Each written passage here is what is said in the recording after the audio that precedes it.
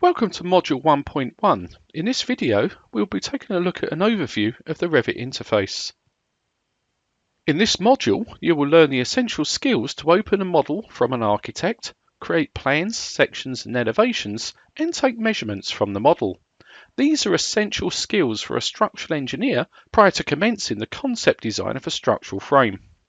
This tutorial can be completed with the trial version of Revit 2021, and it doesn't require any additional datasets.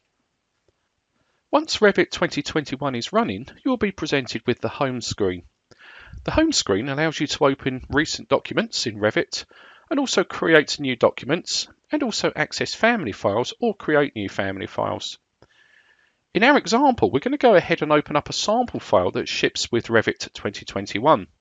To do this, we'll need to select the back arrow. So here, select back, and then select the file ribbon and pause over open.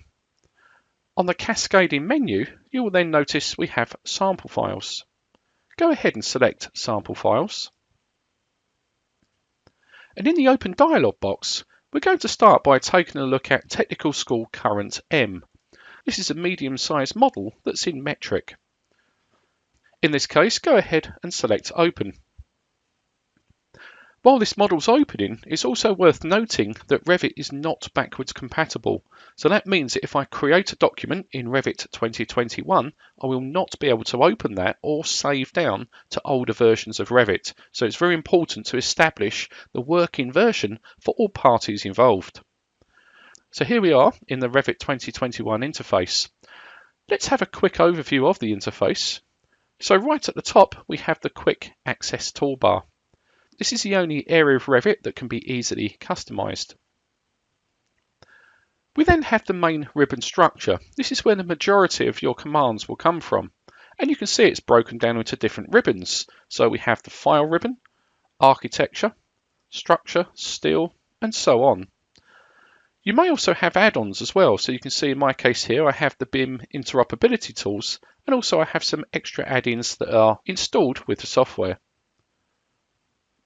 Let's click back to the Architecture ribbon. You'll notice that the ribbon is then built up out of panels. So in this case here, we have the Build panel.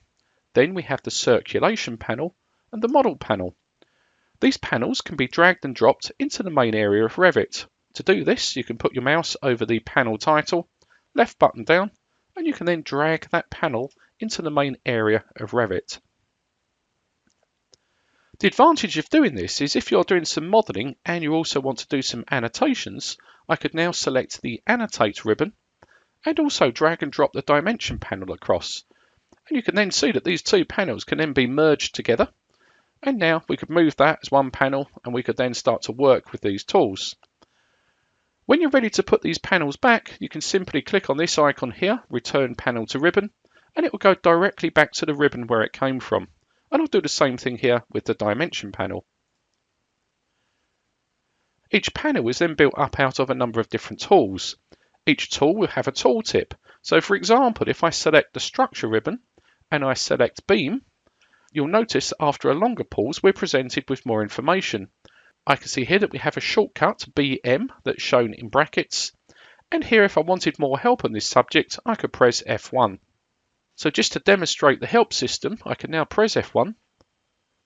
And you'll see that it loads up an online page and takes us directly into Sketcher Beam Help.